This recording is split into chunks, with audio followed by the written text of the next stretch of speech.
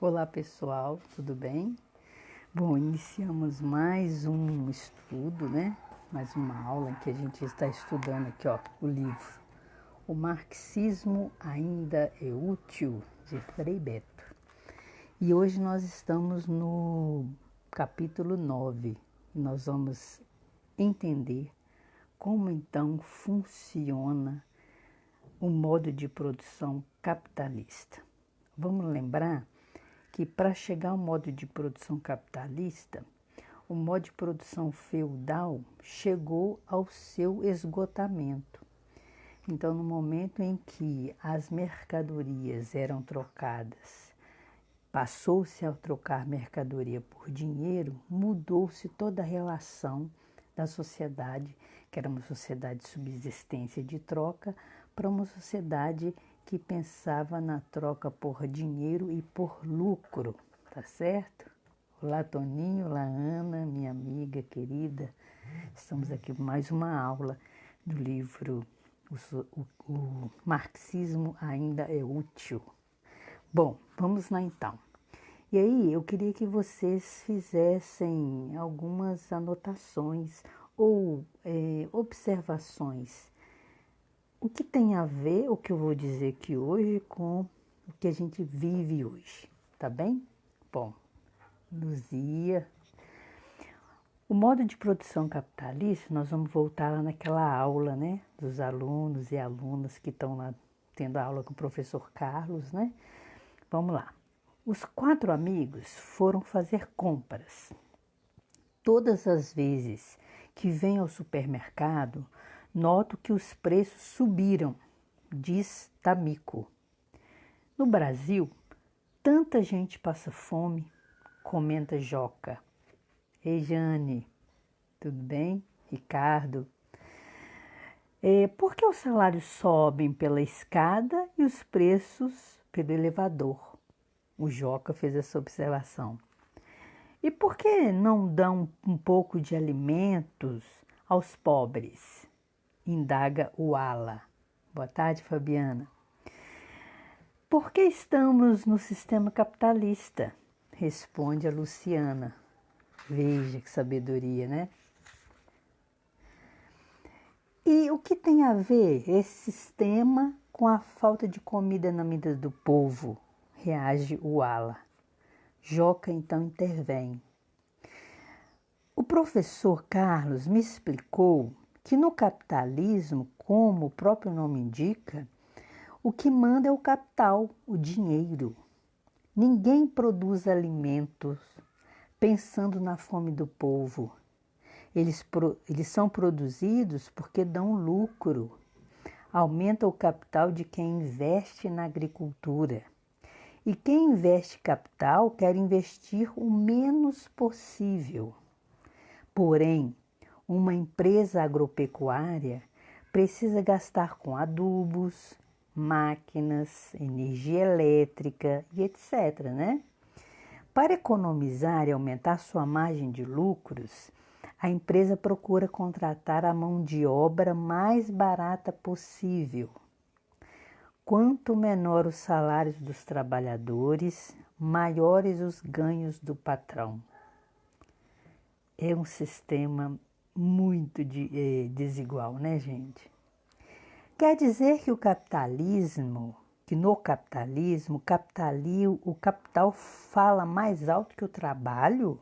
Pergunta o Tamico. Exatamente. O trabalho está em função do aumento do volume do capital. Marli Lúcia, minha querida aluna. Exatamente. O trabalho está em função do aumento do capital. Então, não existe uma relação de trabalho para melhorar a vida das pessoas que trabalham, e sim em função daqueles que têm o capital para que aumente o capital desses. Como funciona então o capitalismo? Veja lá. O Brasil é um país integrado no sistema capitalista. Aparentemente, nesse sistema predomina a livre iniciativa e a livre concorrência, de modo que todos possam ter a chance de se tornar ricos, ou seja, proprietários de capital. Capital não é só dinheiro aplicado no mercado financeiro. São considerados capitalistas todos os proprietários de meios de produção, terras, minas, usinas, imóveis, os donos de bancos e de empresas urbanas e rurais. Eles formam a chamada burguesia, aquela que nasceu lá no sistema feudal, né? De fato, o capitalismo não oferece as mesmas oportunidades a todos. E como um grande funil, é como um grande funil de cabeça para baixo. Ou uma enorme pirâmide. No pico estreito estão os donos do capital. A pequena minoria que controla aí, no pico estreito, né, estão os donos do capital, que é a pequena minoria, e que controla as grandes riquezas. E no meio está a classe média, os profissionais liberais, conhecidos também pelo nome de pequena burguesia, pois nela se inclui os pequenos proprietários, que muitas vezes se acham grandes, viu, gente? O grande e largo alicerce é integrado pelos trabalhadores, isto mesmo, os assalariados da cidade e da zona rural, que só dispõem da sua força de trabalho. Dentro do capitalismo, não se investe no que é necessário à população, investe-se no que dá lucro. Esse, para mim, é o cerne da desigualdade. Então, não se investe no que é necessário, e sim no que dá lucro. Isso em tudo, viu, gente? Investe-se uma empresa que dispõe de milhões de dólares e poderia criar uma grande cooperativa capaz de dar empregos a muitos brasileiros, prefere investir em um rodeio ou em uma exposição de gado, por acreditar no retorno mais fácil e mais rápido de grandes lucros. Em um país como o Brasil, tão necessitado de tratores, investe-se muito mais na fabricação de carros de luxo. São mais fáceis de vender para consumidores ricos e, portanto, proporcionam maiores lucros.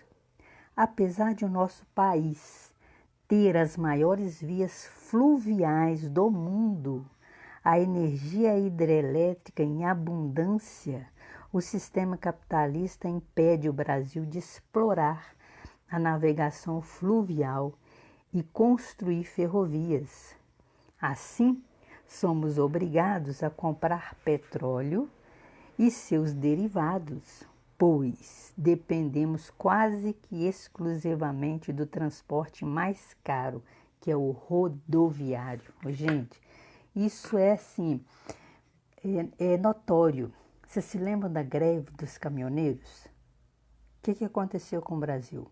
Tudo parou, porque nós vivemos, olha, quase que exclusivamente do transporte rodoviário. E isso é caro. Se a gente tivesse investido em ferrovias, o escoamento da produção sairia mais barato, né? Ficaria mais barato, ficaria mais acessível. As rodovias, as ferrovias poluem muito menos. A gente deixaria o ambiente muito mais saudável, que não precisaria de abrir tantas estradas, certo? Mas isso não é interessante para os donos do capital, tampouco para o capital estrangeiro que explora do nosso país. E como nós estamos falando de petróleo, né, a compra do petróleo refinado que a gente compra de fora é necessário para os outros países capitalistas sobreviverem. Então precisa de uma outra nação que o compre. Para que a outra nação o compre e dependa dele, precisa de quê? De transporte que consuma esse combustível, não é mesmo? Então esse é um dos desafios que eu vejo assim para o nosso país. E aonde nós queremos chegar, né, Denise de Paulo? Aonde nós queremos chegar? E se a gente pensar, por exemplo, que nós temos uma vasta região, né, propícia para a agricultura, vimos aí recente, né, esse Jacinte, que foi o despejo de 450 famílias, moradores e moradoras daquela região do Quilombo, lá em Campo Belo, Campo do Meio, aqui em Minas Gerais, no sul de Minas, né? E onde a terra era utilizada para produção numa metodologia que os capitalistas não querem, que é sem agrotóxico. Então as famílias ali viviam de uma forma muito mais socialista do que se imagina. Mas isso, aos olhos do grande capital, não é permitido, não é possível. Então era preciso uma ação para quê? Para extirpá-los dali. E aí você salva aqueles grandes empresários que se endividaram, que devem à nação, e a justiça se posiciona do lado deles. Que vergonha, né? Mas é esse o sistema capitalista que nós estamos falando. É esse modelo que, se a gente entende que o mundo precisa ser melhor, não dá para dizer que esse modelo vingou ou que esse modelo deu certo. O que o Frei Beto vai chamar a atenção da gente nesse livro é exatamente isso. O capitalismo não deu certo. Por que ele não deu certo? Em lugar nenhum, porque ele traz a desigualdade na sua essência. E não tem como você dizer que uma sociedade deu certo, onde você tem tanta desigualdade, onde você tem uma discrepância enorme, né, um número pequeno de pessoas que tem muito e uma maioria considerável que não tem nada. Então, esse é uma situação que a gente precisa repensar. Bom, veja, no capitalismo, os grandes produtores de riqueza são os trabalhadores da cidade e do campo. Uma outra coisa que a gente percebeu com essa pandemia. As empresas só sobrevivem com os trabalhadores. E se eles param, elas param. Não produzem, não tem lucro. Os empresários perceberam isso, né? Então, quem gera a riqueza, na verdade, são os trabalhadores. Não é o empresário que dá o emprego que gera riqueza. Quem gera riqueza é quem trabalha. É esse que gera riqueza. Por isso que a classe trabalhadora, se ela souber o valor, o tamanho da força que ela tem, nenhum empresário, nenhum grande empresário exploraria essa classe. Por isso que eles querem o quê? Moldar, retirar os livros, não ter acesso à educação, porque quanto menos informação, mais a capacidade de manipular a consciência, né? Bom, então, se param de trabalhar, não há riquezas, não há bens necessários à vida, como aconteceu por ocasião da greve dos caminhoneiros em maio de 2018. No entanto, são os que menos ganham, né? Porque trabalham tanto, 8 a 10 horas por dia, ganham tão pouco. Dos 208 milhões de brasileiros, mais de 100 milhões sobrevivem com renda mensal inferior a um salário mínimo. Gente, é muita coisa, é muito desigual. Veja, 208 milhões de brasileiros, 100 milhões, quase a metade, sobrevive com uma renda mensal inferior a um salário mínimo e não se revoltam. Aí que está, que eu disse, a manipulação da consciência. O que faz com que a maioria dos trabalhadores não se rebela contra a minoria dos patrões? O que faz? Por que os trabalhadores não se rebelam? Para assegurar a defesa de seus interesses econômicos, os donos do capital controlam as outras 3 esferas da sociedade. Quais? A política, a jurídica e a ideológica. É aí que vem a manipulação. Na esfera jurídica, veja, procuram aprovar leis que defendam os interesses do capital e impeçam que os trabalhadores prejudiquem seus interesses. Olha as reformas, a da Previdência, a reforma trabalhista. Percebe por que eles não aceitam governos que tendem a ser mais acessível e que tendem mais a direcionar políticas para a maioria do povo? A lei proíbe, como crime contra patrimônio, que uma família da favela ocupe as terras improdutivas de um grande latifúndio e se instale em um hectare. No entanto, outras leis possibilitaram que um grande capitalista estadunidense, Daniel Ludwig, adquirisse no Pará, em 1967, uma extensão de terra de 6 milhões de hectares. Para se ter uma ideia do tamanho desse latifúndio, basta dizer que todo o estado de São Paulo tem 20 milhões de hectares. Além dessas forças produtivas e jurídicas, ou forças políticas e jurídicas, a pirâmide capitalista conta ainda com uma esfera muito poderosa, que é a ideológica. Ela planta na cabeça das pessoas que a desigualdade social é um fenômeno natural e irreversível. Torna o pobre conformado com a sua situação e tira da consciência do rico qualquer preocupação com a realidade da população carente. Enfim, a ideologia nos ensina a pensar de acordo com os interesses dominantes e a aceitar a pirâmide assim como ela é. Para a ideologia dominante, pensar diferente é sinal de subversão. Então veja, gente, quem hoje está no poder? Quem pensa diferente hoje está sendo inclusive perseguido, né? Nós, por exemplo, professores e professoras de história, viramos pivô do problema da educação.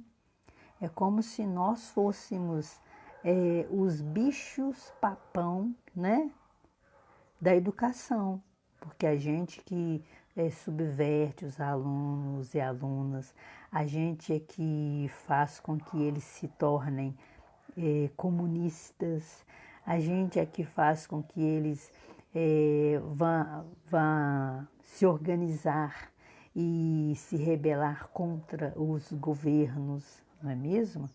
Então, isto, gente, é gritante. Então, o controle político, o controle jurídico e o controle ideológico é que faz com que a massa de trabalhadores e trabalhadoras não se rebelem. E é contra isso que a gente tem que lutar. Por isso que nós não podemos nos calar. Por isso que a gente precisa dizer sim, né? Porque a classe dominante quer que a gente silencie. Por que essa classe dominante, né, quer, por exemplo, taxar os livros para que a classe popular não tenha acesso a eles? Porque eles entendem que livros é coisa de rico. E pelo contrário, hoje no Brasil existe um acesso muito grande, né, da classe trabalhadora a muitas leituras. E leituras, por exemplo, filosóficas, sociológicas, de cientistas políticos, de história, né, Adriana? Isso tudo incomoda essa classe dominante que não quer, né, mover um dedo para de fato melhorar a vida do povo, tá certo? Bom, Além dessas forças políticas e jurídicas, a pirâmide capitalista conta ainda com uma esfera muito poderosa que é essa ideológica. Ela planta na cabeça das pessoas que a desigualdade social é um fenômeno natural e irreversível. Torna o pobre conformado com a sua situação e tira da consciência do rico, né, qualquer preocupação com a realidade da população carente. Viu, Eli? A ideologia, então, nos ensina a pensar de acordo com os interesses do dominante e aceitar a pirâmide assim como ela é.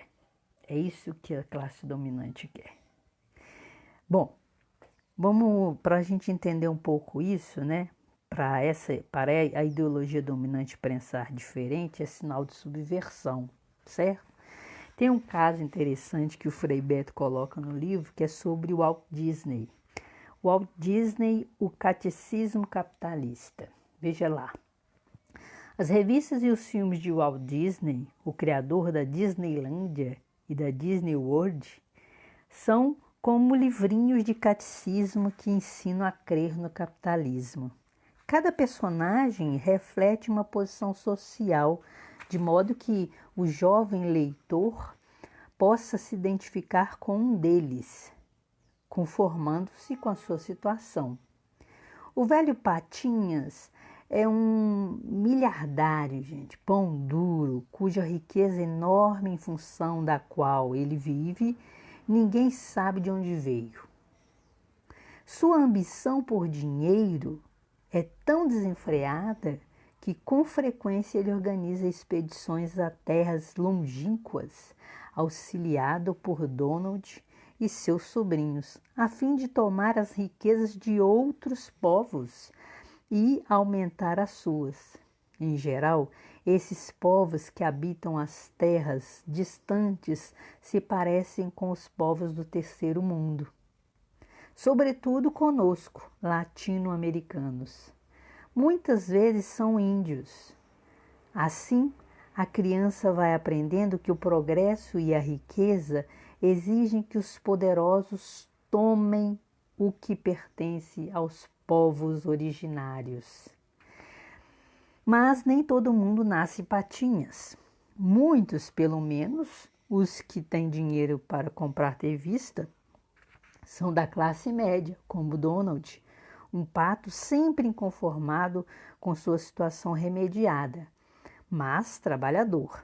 Só não se revolta porque o bom senso do Dioguinho, Zezinho e Luizinho, seus sobrinhos, ensina que na vida quem não tem dinheiro se vira com o manual dos escoteiros, cheio de soluções para dificuldades e imprevistos.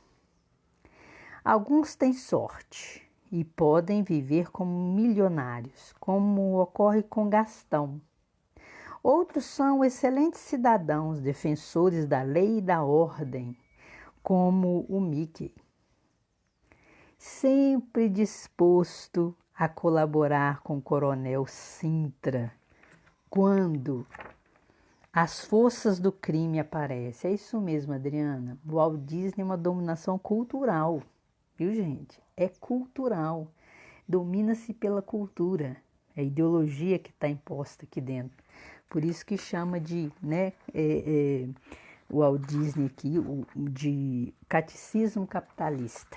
Viu, Márcia Ramalho? Estamos aí estudando esse sistema capitalista tão injusto. A partir do livro do Frei Beto. O marxismo ainda é útil? Bom, então, outros são excelentes cidadãos como Mickey, né? Sempre disposto a colaborar com o Coronel Sintra quando as forças do crime aparecem.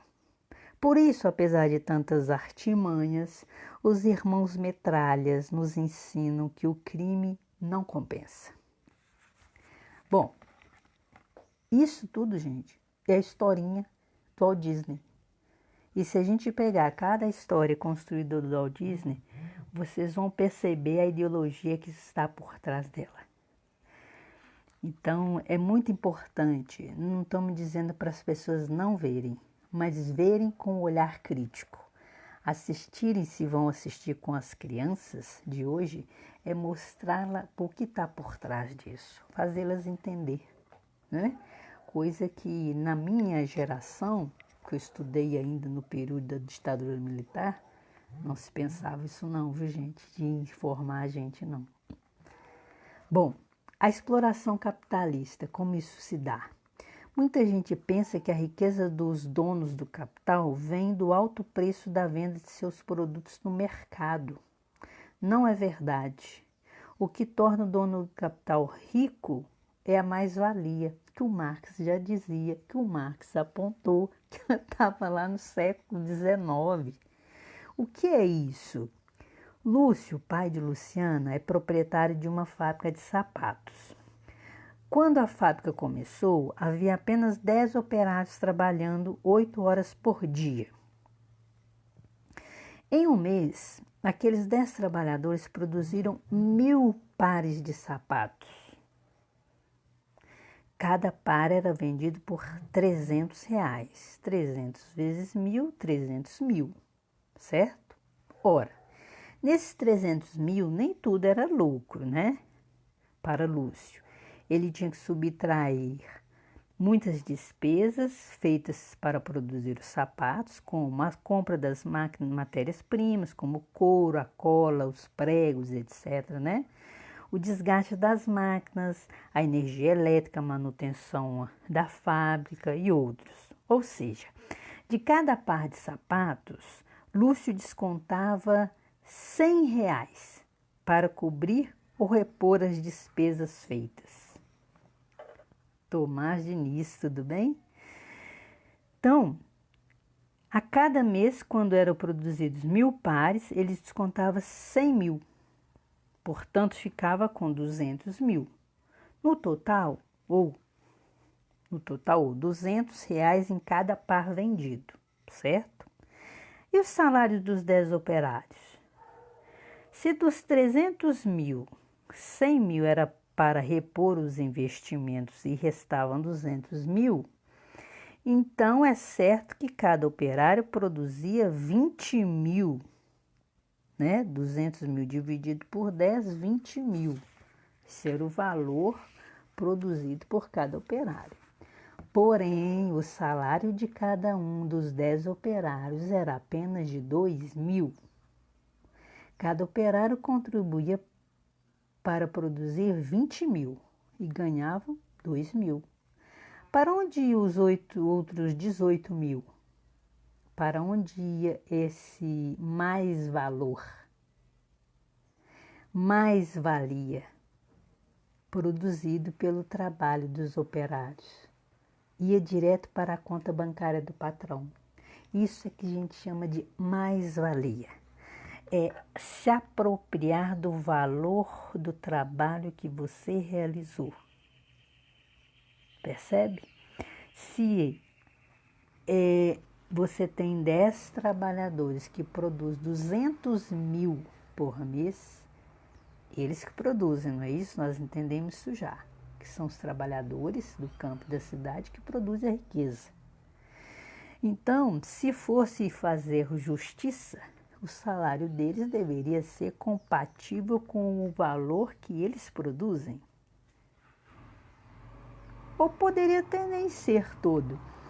Se o capitalista, o dono do capital, o empresário, o dono da fábrica, pensasse realmente nos trabalhadores, em uma lógica mais igualitária. Mas como não é assim, ele se apropriava de 18 mil daquele trabalhador que ele produzia por mês. Então ele pagava 2 mil o salário e 18 mil era dele. Aí você pergunta, por quê? Para que tanto para um e tão pouco para tantos? Essa é a grande pergunta que a gente faz por esse modelo tão excludente. Em outras palavras, o valor produzido de 200 mil, uma parte, 20 mil, era dividido entre os 10 operários que produziam esse valor. E o restante, 180 mil, era embolsado pelo dono do capital.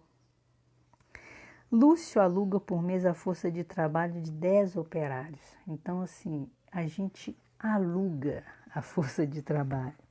Essa força de trabalho produz em horas de trabalho o equivalente ao salário que recebe no fim do mês e um valor a mais, chamado mais-valia, que é apropriado pelo patrão, sem considerar os 100 mil que Lúcio ganha todo mês para repor o que investiu, certo? Podemos entender a mais-valia de outro modo. Se cada um dos 10 operários recebe no fim do mês o salário de 2 mil, então é certo que cada operário recebe por dia de trabalho, 20 dias, por exemplo, descontados o sábado e domingo, R$ 100.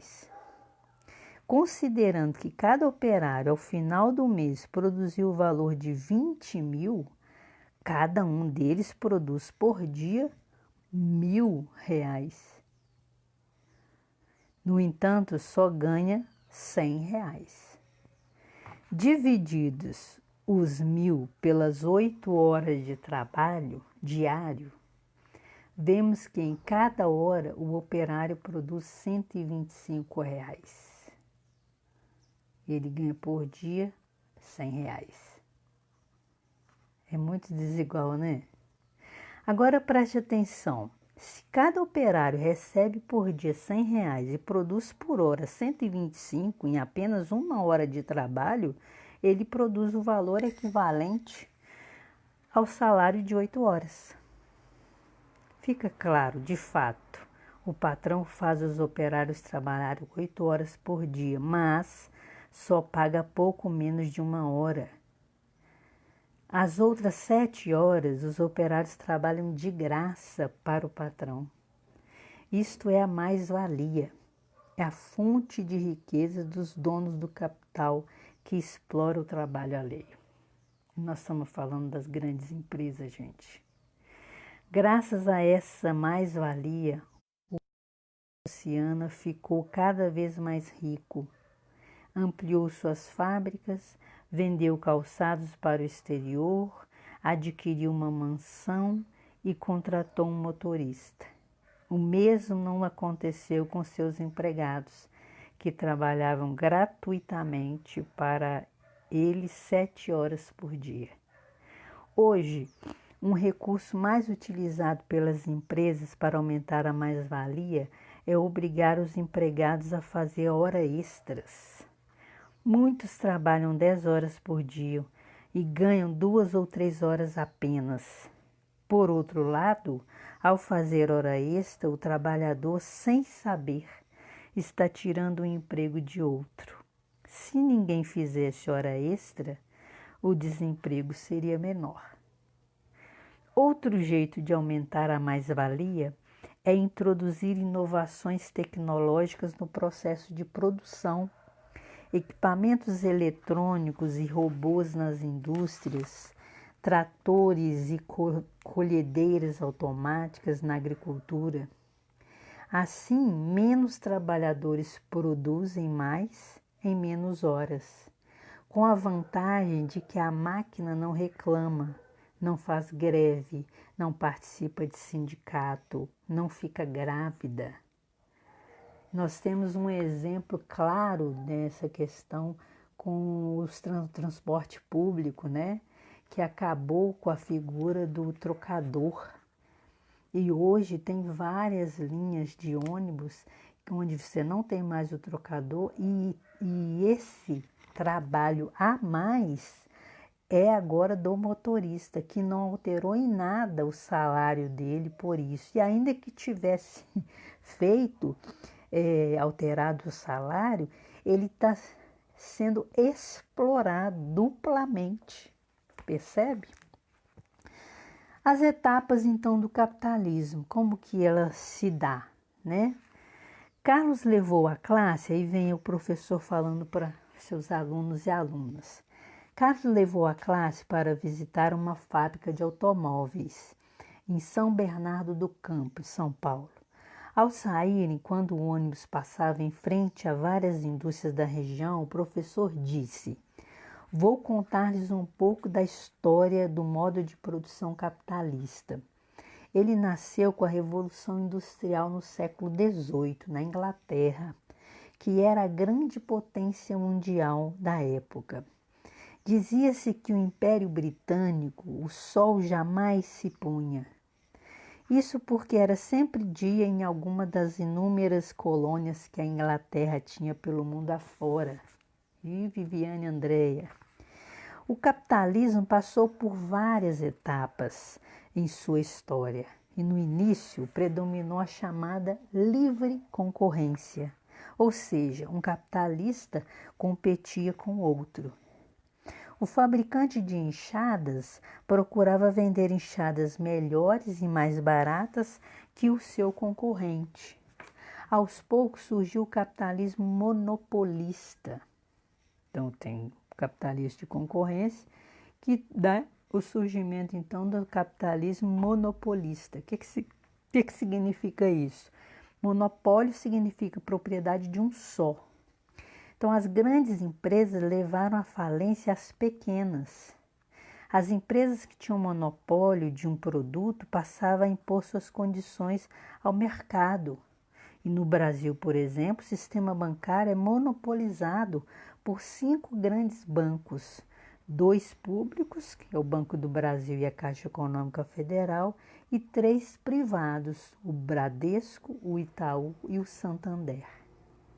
Hoje predomina no mundo o capitalismo rentista.